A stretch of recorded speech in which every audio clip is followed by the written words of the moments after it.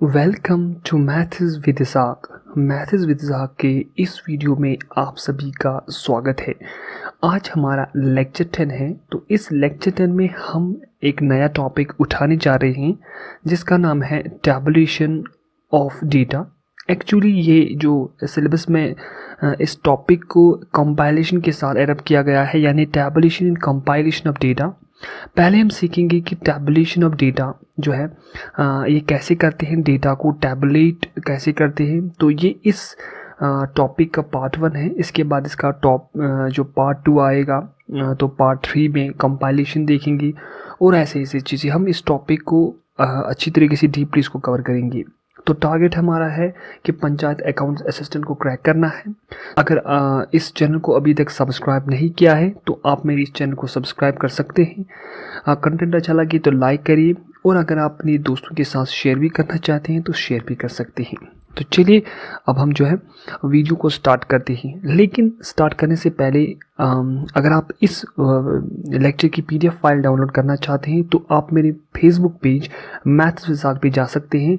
वहाँ मैं important updates जो है एग्ज़ाम के रिलेटेड देता रहता हूँ, और इस PDF फाइल की लिंक भी आपको वहाँ मिलेगी। आप वहाँ जा सकते हैं और इस फाइल को डाउनलोड कर सकते हैं। ये मेरे इस फेसबुक पेज का इंटरफेस है। So in this video, after watching this video, you will be able to understand the basics for understanding the tabulation of data। जो बेसिक टर्म्स है टैबुलेशन को समझने के लिए आप वो चीज़ें जो है सीख लोगे इसमें। Some important terms in tabulation, जो इम्पॉर्टेंट टर्म्स टैबुलेशन में है वो आप सीखोगे। Concept of tabulation in statistics, statistics में टैबुलेशन का क्या कंसेप्ट है वो आप सीखोगे। So what to do with data when collected, जब आपने डेटा को कलेक्ट किया आप फिर इस डेटा को क्या करोगे, ये इसमें जो है नेक्स्ट टॉपिक होगा। So various types of representation of data after tabulation. तो टैबुलेशन में हम जो है वेरियस टाइप्स ऑफ रिप्रेजेंटेशन करेंगे, ये हम आगे देखेंगे। चलिए अब हम जो है टॉपिक को स्टार्ट करते हैं। तो पहली जो हमारे पास जो चीज़ पढ़नी है वो है इम्पॉर्टेंट टर्म्स एंड डेफिनेशंस। जो इम्पॉर्टेंट टर्म्स एंड डेफिनेशंस होंगी वो हम इसमें देखेंगे। और पहली जो टर्म है वो है डेटा। तो डेटा को हम क्या समझते हैं, तो ये एक नॉन टर्म है, कॉमन टर्म है। तो आपको डेटा पता होगा क्या है। देखिए, जब हम किसी चीज़ के बारे में रिसर्च करते हैं, क्या करते हैं, रिसर्च करते हैं। तो रिसर्च के लिए हमारे पास क्या होना चाहिए, तो हमारे पास डेटा होना चाहिए। हम डेटा अभी नहीं कहेंगे, हमारे पास मटेरियल होना चाहिए, ठीक है। तो इस मटेरियल को हम क्या करेंगे, इस मटेरियल को हम क्या करेंगे, एनालाइज करेंगे, ठीक है। तो इस मटेरियल को हम एनालाइज करेंगे और इस मटेरियल के आधार पर ही हम अपनी रिसर्च को आगे बढ़ाएंगे। ये जो आपके पास मटेरियल है ना, ये आपके पास ऑर्डर्ड फॉर्म में नहीं होता है। आपको ये प्लेस 1 पे मिलेगा, आधा इसमें जो है प्लेस 2 पे मिलेगा, आधा जो है आप खुद कलेक्ट करोगे, प्लेस 3 पे मिलेगा। ऐसे ऐसे करके बहुत जगह आप इस डेटा को कलेक्ट करोगे, इस मटेरियल को जो है आप कलेक्ट करोगे। फिर क्या करोगे, इसको ये जो इन्फॉर्मेशन आपने कलेक्ट की, जो छोटे छोटे पीसेस में आपने इसको कलेक्ट किया, ठीक है। अब इसको आपको क्या करना है, इसको आपको एनालाइज करना है। क्यों एनालाइज करना है, क्योंकि आपको रिसर्च करना है। जब आप रिसर्च करोगे तो आपके पास जो आउटकम्स है, जो आपको दरकार है वो करोगे, ठीक है। तो स्टैटिस्टिक्स में आपके पास जो फैक्चुअल इंफॉर्मेशन जो आप कलेक्ट करते हो उनको आप इकट्ठे करते हो ताकि इसको आप एनालाइज कर सके, ठीक है। तो इन्हीं इंडिविजुअल पीसेस को जो आप कलेक्ट करते हो इसको आप डेटा कहते हो, ठीक है। सो डेटा और individual pieces of factual information recorded and used for the purpose of analysis, ठीक है, रिसर्च के लिए। So it is the raw information from which the statistics are created। ये एक ऐसी इंफॉर्मेशन है जिसमें हम स्टैटिस्टिक्स को फिर क्रिएट करते हैं। अब ये स्टैटिस्टिक्स क्या है, statistics are the results of the data analysis, interpretation and presentation.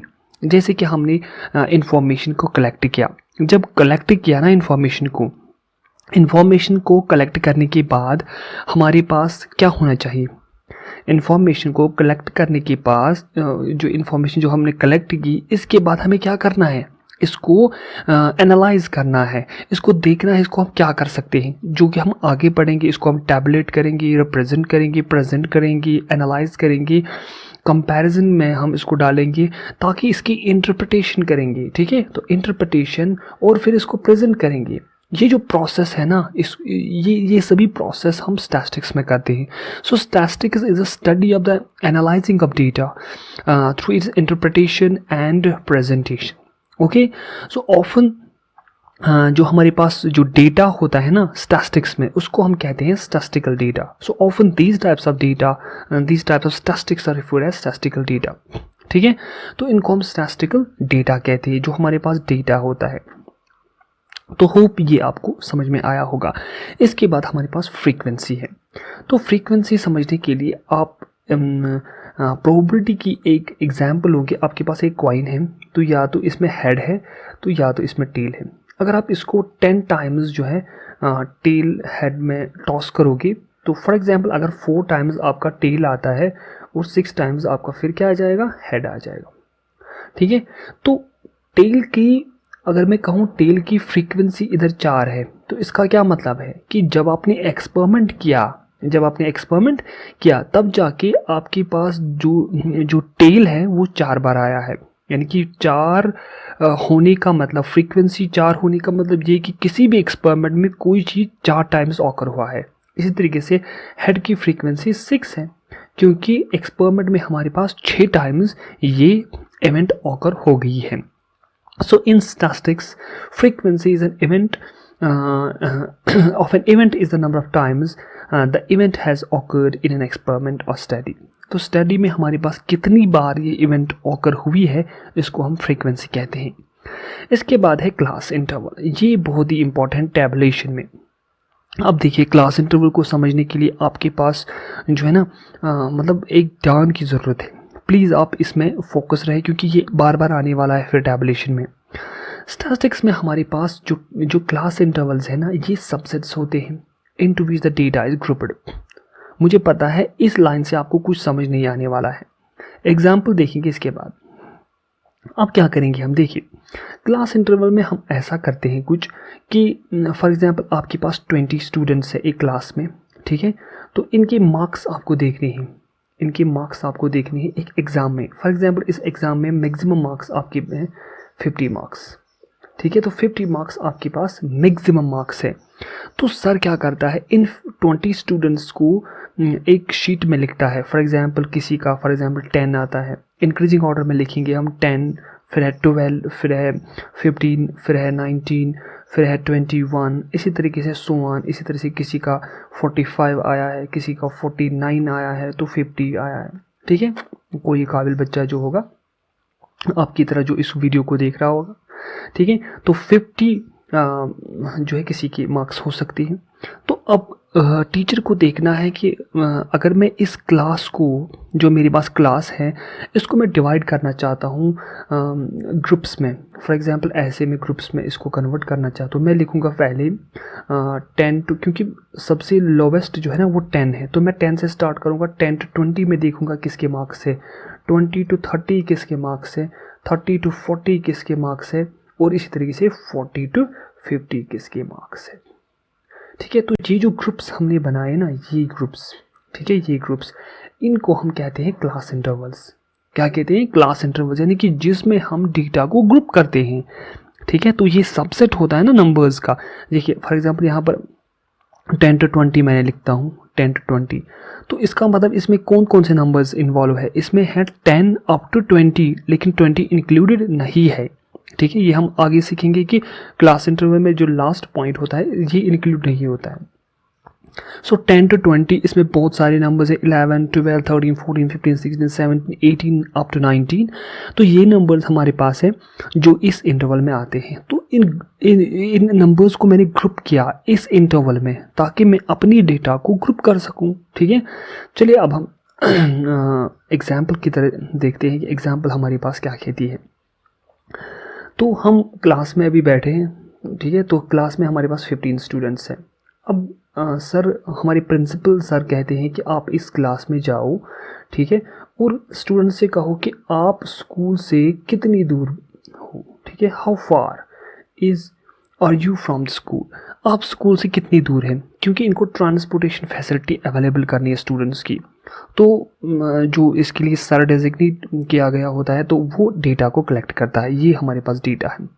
अगर मैं प्रिंसिपल सर को इसी तरह से डेटा दूं, ठीक है, ये एक क्लास का है, इसी तरीके से मेरे पास 12 क्लासेस होंगे, जितनी जो लेवल स्कूल की होगी इतनी क्लासेस होंगे, तो 15 क्लासेस भी हो सकती हैं जी, ठीक है। तो यहाँ से आपके पास बहुत सारे डेटा जो है आ जाएगा, फिर इसको समझना बहुत ही मुश्किल होगा। तो हम क्या करते हैं, इसको टैबलेट करते हैं, इसको in form of class intervals लेते हैं, ठीक है। अभी मैं टैबलेट नहीं कहूँगा, हम इसको क्लास इंटरवल में कन्वर्ट करते हैं। तो कैसे क्लास इंटरवल में कन्वर्ट करते हैं, अब देखिए इसको मैं कैटेगराइज करता हूँ। तो ये जो डिस्टेंस यहाँ पर है ये किलोमीटर्स में है, ठीक है। तो ये स्टूडेंट्स, कोई स्टूडेंट कहता है कि मैं अपने घर से 1.2 किलोमीटर दूर हूँ, तो कोई कहता है कि मैं 3 किलोमीटर अपने घर से दूर हूँ। इस तरह से कोई कहता है 4.6 किलोमीटर मैं अपने घर से दूर हूँ, कोई कहता है कि मैं 9.5 किलोमीटर दूर हूँ अपने घर से। तो कैटेगराइज करने के लिए मैं क्या कह रहा हूँ, 1 किलोमीटर जस्ट बिलो 3 किलोमीटर, यानी कि ये इंटरवल है 1 to 3, ठीक है, 1 to 3 किलोमीटर। इसके बाद हमारे पास है 3 किलोमीटर, अब 3 to 5 आ जाएगा, इसी के बाद 5 to 7, इस तरीके से 7 to 9, तो इस तरह से लास्ट में जो है हमारे पास है 9 to 11, ठीक है। तो ये हमारे पास ग्रुप्स आ गए। अब इसमें ध्यान रखना, ये जो 3 है ये इंक्लूडेड नहीं है, ये 5 इंक्लूडेड नहीं है, ये 7 इंक्लूडेड नहीं है, 9 इंक्लूडेड नहीं है और ये 11 इंक्लूडेड नहीं है। ये फिर आगे आगे आ जाता है, ठीक है, ओके। तो यहाँ से अगर आप देखोगे 1 to 3 किलोमीटर में हमारे पास कितने स्टूडेंट्स आते हैं, एक तो ये स्टूडेंट आता है 1 to 3 किलोमीटर, ठीक है, दूसरा ये आता है, ठीक है, और तीसरा हमारे पास लास्ट में ये आता है। तो कितने स्टूडेंट्स हमारे पास है, ये 3 स्टूडेंट्स है। तो 3 to 5 हम देखेंगे 3 to 5, तो 3 भी आएगा इसमें, ठीक है, 3 भी आएगा इसमें, 3.7 भी आ जाएगा इसमें, ठीक है, ये भी आ जाएगा इसमें, ठीक है, ये भी आ जाएगा इसमें, अब ये भी आ जाएगा इसमें। तो 5 हमारे पास टोटल में है, तो 5 इसके भी है। तो इसी तरीके से हम देख सकते हैं 5 to 7 में कितने हैं और 7 to 9 और 9 to 11 में कितने हैं।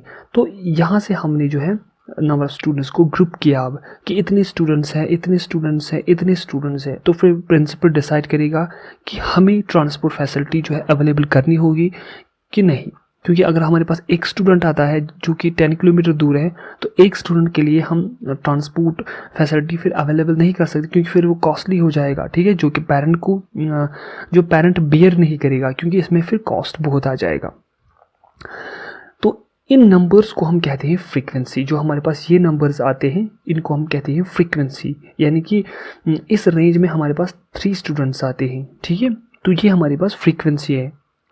और इसी तरीके से जो ये हमारे पास है इनको हम कहते हैं क्लास इंटरवल्स, ठीक है। तो इस एग्जाम्पल से आपको बहुत ही अच्छी तरीके से आइडिया आया होगा कि फ्रीक्वेंसी और क्लास इंटरवल्स कैसे हम समझते हैं, ठीक है।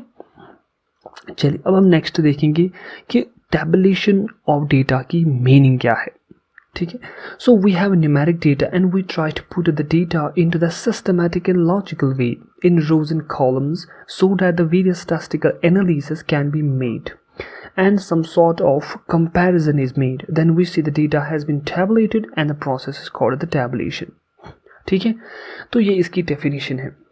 असल में क्या हो रहा है, जब आपके पास डेटा आता है, क्या आता है आपके पास डेटा, अब इस डेटा को क्या करना है, क्योंकि ये डेटा जो हमारे पास है ये रफली होता है, इसका कोई ऑर्डर नहीं होता है, ठीक है, इसका कोई ऑर्डर नहीं होता है, या ये कॉम्प्लेक्स होता है, ठीक है, या ये कॉम्प्लेक्स होता है, या ये जो है रॉ होता है, ठीक है, या ये मतलब इसका कोई मीनिंग जैसा नहीं निकलता है, ठीक है। तब आप क्या करते हो, आप समझते हो कि मुझे इस डेटा को जो जिसकी ये फीचर्स है, मुझे इसको क्या करना है, मुझे इसको इन अ सिस्टमैटिक वे लाना होगा ताकि जो समझने में जो है आसानी आ जाए।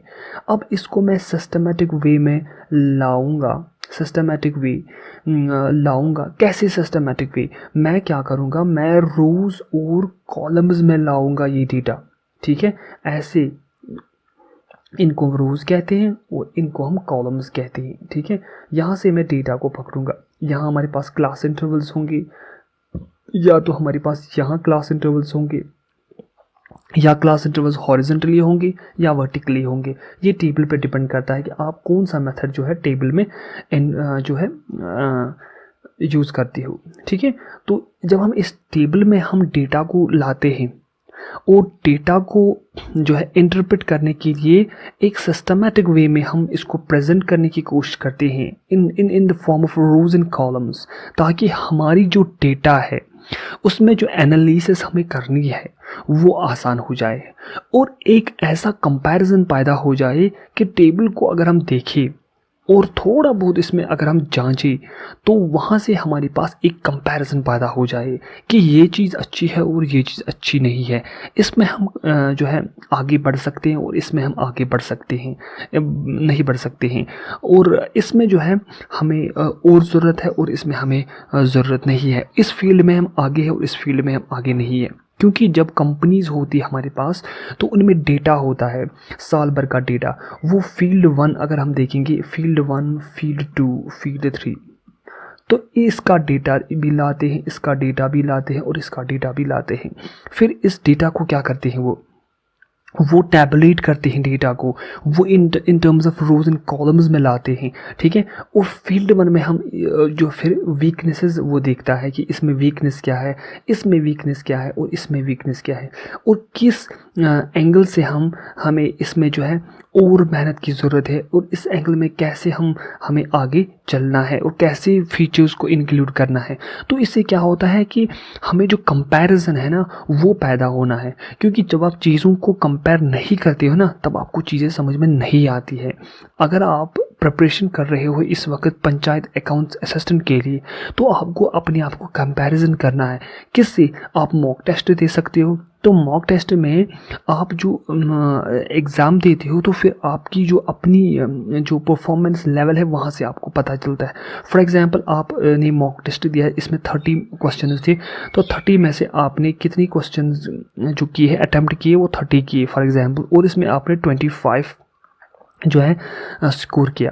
तो इसका मतलब आपकी परफॉर्मेंस जो है वो अच्छी है, ठीक है। लेकिन वहीं से अगर कोई स्टूडेंट इसकी जो मार्क्स है वो है 15, तो उसको मेहनत की ज़रूरत है, तो उसने अपने आप को कंपेयर किया, ठीक है।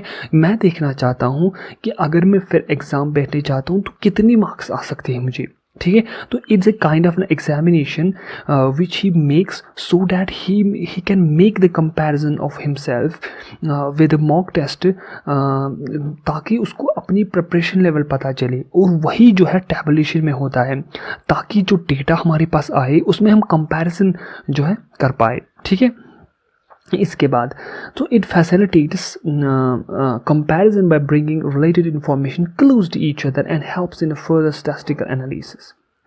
तो आपने मॉक टेस्ट दिया, उसमें आपके 25 मार्क्स आए और आपका टारगेट है कि 30 में से 30 करना है। अब क्या करोगे आप? आपका कंपैरिजन हुआ कि मुझे इस फील्ड में आपको जाना है, क्योंकि यहाँ से जब मैंने मॉक टेस्ट दिया वहाँ से मुझे जीके में कुछ क्वेश्चंस पड़े, तो जीके को स्ट्रॉन्ग करना है, ठीक है। और यहाँ से मुझे कंप्यूटर में कुछ क्वेश्चंस पड़े, तो आपको कंप्यूटर को स्ट्रॉन्ग करना है, ठीक है। तो कंप्यूटर को स्ट्रॉन्ग करना है, तो यहाँ से आपके एरियाज ऑफ वीकनेस जो है पता चलते हैं, क्योंकि आपने कंपैरिजन किया ना अपनी अकाउंटेंसी सेक्शन को, अपनी जनरल नॉलेज सेक्शन को, कंप्यूटर सेक्शन को, इकोनॉमिक्स सेक्शन को, मैथ्स सेक्शन को, और बहुत सारी चीज़ें जो है आपने अंडर कंसिडरेशन रख के एक एनालिसिस पैदा किया कि मुझे किस किस फील्ड में और मेहनत की ज़रूरत है। ये टैबुलेशन में मैं आपको इस एग्ज़ाम के रिलेटेड, इस एग्ज़ाम की पॉइंट ऑफ व्यू समझा रहा हूँ, क्योंकि आप इस एग्ज़ाम के लिए अभी कंसंट्रेटेड हो, आपको बिल्कुल यही दिखता है ना, तो इसलिए मैं यही एग्जाम्पल आपको कंसिडर करके समझाता हूँ। So it may be complex. जो आपने टेबुलेशन किया ना, अब ये तो कम्प्लेक्स भी हो सकता है, double symbol depending upon the nature of the categorization. अब ये क्या है, ये टाइप्स ऑफ टेबुलेशन है, ये हम आगे देखेंगे। तो मेरे कहने का मतलब ये है कि जो टेबल हमने लिया ना, तो वो कम्प्लेक्स भी हो सकता है, इसीलिए हमें फिर डेटा को फिर प्रेजेंट करना होता है टेबुलेशन के बाद। ठीक है, तो टेबुलेशन के बाद हमें क्या करना होता है, प्रेजेंट करना होता है। या तो फिर टेबुलेशन डबल वे हो सकता है या सिंपल वे हो सकता है।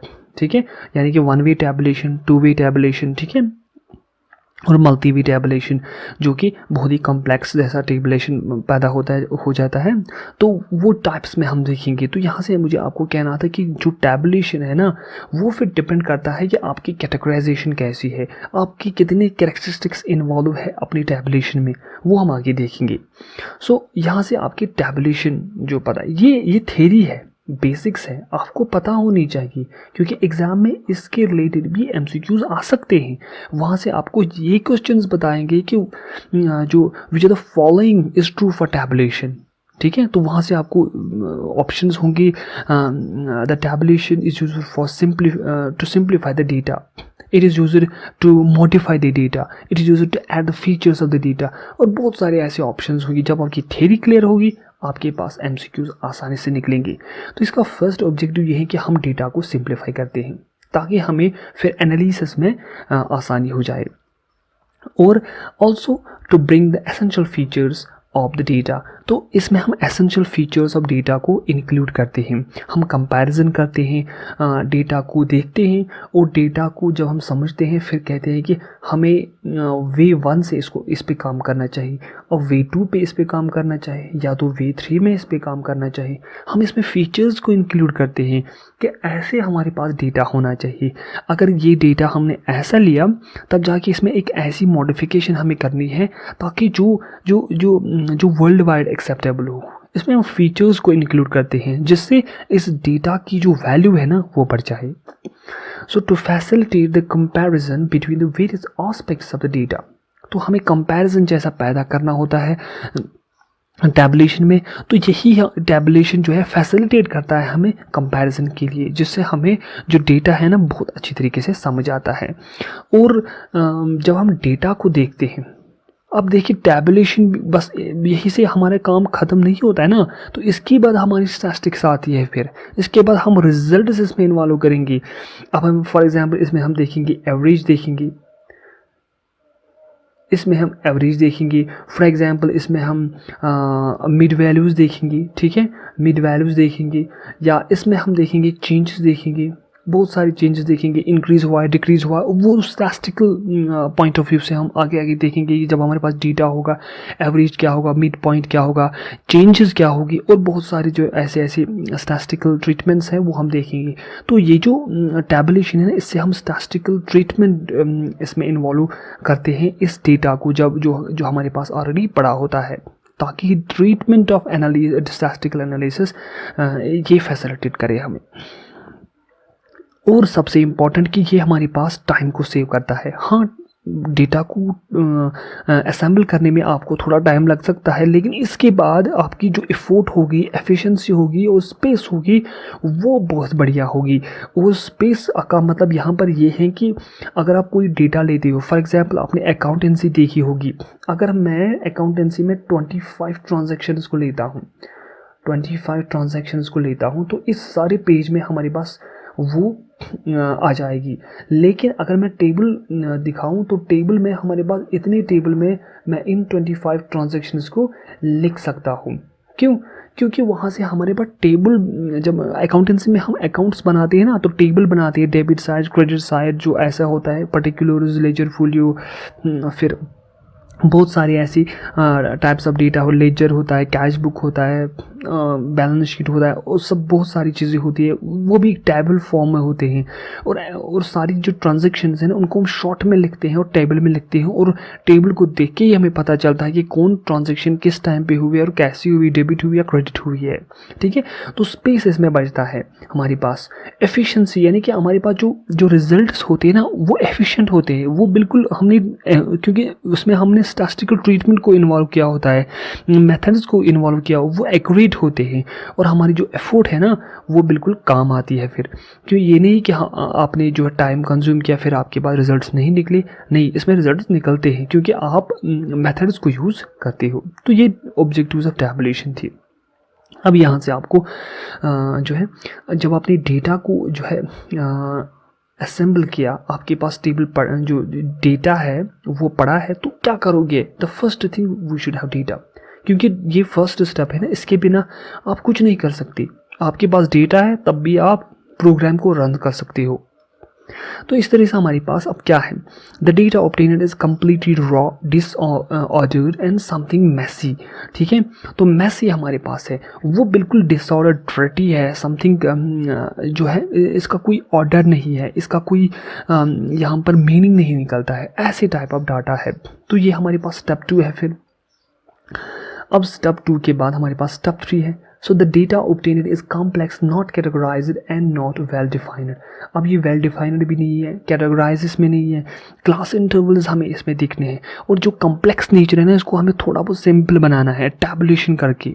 ठीक है, और फीचर्स इसमें इन्वॉल्व करने हैं, ये चीज़ें हमें इसमें इन्वॉल्व करने हैं, मिड पॉइंट निकालना है, बहुत सारी चेंजेस देखने हैं कि कैसा हो सकता है, इसको फिर कैटेगराइज करना है। बस जो तीसरी जो इसमें तीसरा स्टेप है ना वो कैटेगराइजेशन है, ताकि इसको आप कैटेगराइज कर सके। जब आपने कैटेगराइज किया तब आपको इसको एनालाइज करना है by the proper method of tabulation. तो टैबुलेशन फिर इसको टैबुलेट करना है। तो टैबुलेट करने के बाद आपकी जो रिक्वायर्ड इन्फॉर्मेशन है उसके लिए आपको काम करना है फिर। ठीक है, क्योंकि आपको फिर डेटा को स्टडी करना है, एनालाइज करना है और मेथड ऑफ टैबुलेशन को यूज़ करना है, ताकि आपकी जो इन्फॉर्मेशन है ना वो आपके सामने आ जाए। तो ये हम डेटा को करते हैं। चलिए, अब डेटा को हमने टेबुलेट किया। ठीक है, the data obtained is so tabulated to simplify the complex nature of the data. अब फोर्थ स्टेप में हम ये समझते हैं कि जो आपने टैबुलेट किया था उसमें हम क्या करेंगे, उसमें हम इस डेटा को अब समझने की कोशिश करेंगे। अब इस कॉम्प्लेक्स नेचर को हम सिंपल नेचर में अब कन्वर्ट करना चाहते हैं। अब हम मेथड करेंगे यूज़। तो अब कौन सा मेथड है? तो first method is what? Array method. अब एरे मेथड क्या है? अगर आपके पास फॉर एग्जांपल ये है 2, 5, 7, 9, 11 ऐसा कुछ डाटा है आपके पास, बस इतना ही डाटा है, कम सा डाटा है, तो आपको क्या करना है, आपको इसको असेंडिंग या डिसेंडिंग ऑर्डर में लिखना है। ठीक है, तो आप यहाँ से, मैंने इसको असेंडिंग ऑर्डर में पहले ही लिखा, तो आपको यहाँ देखना है कि 2 से स्टार्ट हो रहा था 11 से, यानी कि आपका जो डेटा है ना वो 11 पार नहीं हुआ है। फॉर एग्जांपल 5 खिलाड़ी थे क्रिकेट मैच में, तो ये इनके स्कोर्स है। तो यहाँ से अगर आप देखोगे लोवेस्ट स्कोर जो है वो 2 है और हाईएस्ट स्कोर जो है वो 11 है फॉर एग्जांपल। तो यहाँ से मिड पॉइंट जो है वो 7 है, यानी कि इनकी जो एवरेज वैल्यू है वो 7, यानी कि 7 पे या तो 7 से कुछ आगे हैं या 7 से नीचे हैं। तो ये हम इस डेटा में समझ सकते हैं, या बहुत सारी ऐसी कंडीशंस हो सकते हैं जिसमें हम डिफरेंट पॉइंट ऑफ व्यू से इस डेटा को समझेंगे। लेकिन ये जो एरे मेथड है ये तभी काम करता है जब आपके पास जो डेटा है ना वो स्मॉल है। ठीक है, नंबर ऑफ जो आइटम्स हमारे पास डेटा में है वो बहुत ही कम है, लेकिन जब डेटा जो हमारे पास है वो लार्ज है तब जाके आप कुछ नहीं कर सकते। ठीक है, ये मेथड किसी काम का नहीं है। तो ये हमारे पास था फर्स्ट मेथड। अब सेकंड मेथड हमारे पास क्या है? सेकंड मेथड हमारे पास है frequency distribution table. Frequency distribution table, इसमें हम फ्रीक्वेंसी को इन्वॉल्व करते हैं, जैसे कि आपने देखा टैली मार्क्स। ठीक है, तो वो हम सेकंड लेक्चर इसका जब आएगा तो उसमें हम देखेंगे। फिलहाल हम इसका इंट्रोडक्शन पढ़ रहे हैं ताकि आपके पास एक ऐसी लेवल बन जाए, आप जो सेकंड लेक्चर है वो आपको ईजिली समझ में आ जाए। तो मैं वही कर रहा हूँ इस वक्त। And the idea is to tabulate the data in a mannered way so that the analysis become quite easy. तो इसको हम मैनर्ड वे में यूज़ करें, क्योंकि जो फ्रीक्वेंसी डिस्ट्रीब्यूशन टेबल है उसको अपना एक तरीका होता है बनाने का, वो हम सीखेंगे और देखेंगे कि हम फ्रीक्वेंसी डिस्ट्रीब्यूशन टेबल से हमारे पास जो डेटा है ना वो कैसे सिंपल बनता है। और एरे मेथड जो है ना इसको हम यूज़ नहीं करते हैं, तो आप समझिए इसका खेल यहाँ से ही ख़त्म होता है, क्योंकि हमारे पास जो डेटा है ना वो बहुत कम होता है यहाँ से। और जो कम डेटा होता है ना, एक्चुअली ये रियल लाइफ प्रॉब्लम में नहीं हो, क्योंकि हमारे पास डेटा इन रियल लाइफ बहुत ज़्यादा होता है, बहुत ज़्यादा होता है। तो यहाँ से आपको समझ में आ गया कि मेथड्स ऑफ टैबुलेशन क्या है। अब नेक्स्ट पार्ट हमारे पास है कि प्रेजेंटेशन को, डेटा को हम कैसे प्रेजेंट करेंगे, ठीक है, क्योंकि ये इम्पॉर्टेंट पार्ट है। जब आपने डेटा को लाया, फिर इसको टैबलेट किया, अब टैबलेट करने के बाद आपको प्रेजेंट करना है ना, तो प्रेजेंट कैसे किया आप करोगे, तो यहाँ से आपके पास जो ग्राफ्स है ना, ग्राफ्स की मदद से आप इनको प्रेजेंट कर सकते हो, जैसे कि बार ग्राफ्स है, हिस्टोग्राम है, पाई चार्ट है और लाइन ग्राफ है। तो इनसे क्या आपका होगा, इनसे आपकी अंडरस्टैंडिंग जो है ना वो ज़्यादा बढ़ेगी। अब देखिए क्यों, क्योंकि जब आप ग्राफ्स की तरह देखोगे ना तो होल पिक्चर जो है ना आपके सामने आती है। अब यहाँ से आपने समझा कि हमारे पास डेटा था, क्या था हमारे पास, डेटा। अब डेटा को हमने क्या किया, अब डेटा को हमने एनालाइज किया, ठीक है, एनालाइज किया। अब एनालाइज करने के बाद क्या किया, हम कर रहे थे कि हम क्लास इंटरवल्स बनाए, क्लास इंटरवल्स बनाए। ये इंपॉर्टेंट, ये इस लेक्चर का क्रक्स है, इसको आप ध्यान से देखिए। डेटा को एनालाइज करना है, क्लास इंटरवल्स बनाने हैं, फिर आपको टैबुलेट करना है। क्या करना है, टैबुलेट। जब आपने टैबुलेट भी किया ना, तब आपको क्या करना है, इसको प्रेजेंट करना है। अब कैसे प्रेजेंट करना है, कैसे प्रेजेंट करना है, ग्राफ्स की मदद से।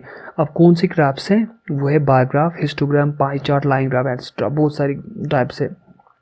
आने वाली वीडियो में मैं इनके बारे में आपको बताऊंगा कि bar graph, histogram, pie chart ये क्या है, ठीक है। थोड़ा सा इसमें आपको पता होना चाहिए। एग्ज़ाम पॉइंट ऑफ व्यू से लेस इंपॉर्टेंट है, लेकिन फिर भी मैं आपको बताता हूँ। 2-3 मिनट लगेंगे इसको पूरी को डिस्कस करते हुए, तो मुझे नहीं लगता कि 2-3 मिनट से आपका कोई कुछ कम हो जाएगा, इन्फॉर्मेशन आपको गेन होगी, ज़्यादा कुछ नहीं होगा। तो यहाँ से आपने समझा कि डेटा को एनालाइज करना है, क्लास इंटरवल्स, टैबुलेट, प्रेजेंट को डेटा को प्रेजेंट करना है। जैसे कि अगर आपने देखा होगा कि जब हम मैच देखते हैं, क्रिकेट मैच, तो ऐसा कुछ ग्राफ होता है वहाँ से, तो ऐसी ग्राफ्स बनी होती हैं वहाँ से। तो फिर दूसरी टीम का जो है, दूसरी टीम का भी जो है, फॉर एग्जाम्पल मैं इसको कलर चेंज करता हूँ, फिर मैं आपको बताता हूँ कि कैसे होता है वो। ये यहाँ से ये ऐसे ऐसे ऐसे होता है फिर, ठीक है। तो फिर यहाँ से बॉल्स भी लगी होती है कि यहाँ से विकेट गिरा, यहाँ से विकेट गिरा, यहाँ से, और यहाँ से, यहाँ से, यहाँ से विकेट गिरा, फॉर एग्जाम्पल इसका यहाँ से, इसका यहाँ से, ठीक है। तो यहाँ से ऐसे। तो इससे क्या, आपको अगर आपने मैच नहीं भी देखा होगा ना, यहाँ से अगर आपने यहाँ से मैच नहीं भी देख, बस इतनी पिक्चर आपको दरकार है, इतनी पिक्चर आपको दरकार है। इस पिक्चर से आपको क्या करना है, इस पिक्चर को आपको समझना है कि पहली जो पोजीशन थी ना वो सेम थी यहाँ तक, लेकिन इसके बाद ये जो टीम है, ये ब्लू वाला टीम, ठीक है। तो इसने जो परफॉर्मेंस जो है ना वो इंक्रीज़ की हुई है, क्योंकि इसमें रन्स जो है ज़्यादा हुए हैं। हाँ, हालांकि इसमें जो है इसकी 2 ही विकेट्स गिरी थी, इस रेड वाले की, लेकिन इसकी 3, लेकिन इसकी परफॉर्मेंस जो है ना वो ज़्यादा है, ठीक है। तो यहाँ से आप समझ सकते हो पूरे मैच को। अगर आपने पूरा मैच नहीं देखा होगा, लेकिन अगर आपके पास ये ग्राफ है ना, तो आप इसको स्टडी करके बिल्कुल आपको पता चलेगा कि कहाँ से परफॉर्मेंस जो है डाउन हुई है इस टीम की, और जो टीम जीता है उसने कैसे जीता है, क्या क्या जो है, किस किस पोजीशन पे इनकी जो ब्रेक थ्रूज है ना वो कहाँ पड़े हैं। अगर आप देखोगे यहाँ ब्रेक थ्रू है, यहाँ ब्रेक थ्रू है, और यहाँ ब्रेक थ्रू है। तो यही जो चीज़ें हैं ये मैटर करती है ग्राफ्स में। तो कोई भी इंसान जिसने मैच नहीं देखा होगा, इन ब्रेक्स थ्रू को समझ के वो आसानी से बता सकता है कि इस पोजीशन पे इस टीम ने गलती किया ही, तो इसीलिए जो है इन्होंने मैच हारा है और दूसरी टीम ने मैच जीता है। तो मैं उम्मीद करता हूँ आपको ये वीडियो जो है पसंद आया होगा, और नॉलेज जो है मैं जो कहना चाहता था वो आपको समझ में आया होगा। तो हम मिलते हैं अगले वीडियो में, जो कि लेक्चर 11 हमारे पास होगा। लेक्चर 11 होगा, वो भी जल्दी अपलोड हो जाएगा। आपका जो प्यार है आप कमेंट्स में लिखते हो, मैं बहुत ही खुश होता हूँ आपकी कमेंट्स से। तो अगर आपको लगता है कि मेरी चैनल को आपको सब्सक्राइब करने की ज़रूरत है तो आप कर सकते हैं, अपने दोस्तों के साथ शेयर भी करें, और मेरे इस वीडियो को ज़रूर लाइक करें। लाइक से मोटिवेशन मिलती है, प्लीज़ लाइक कीजिए, ठीक है। तो मिलते हैं अगले वीडियो में, तब तक के लिए अपना ख्याल रहे, खुश रहे, खुदा हाफिज़।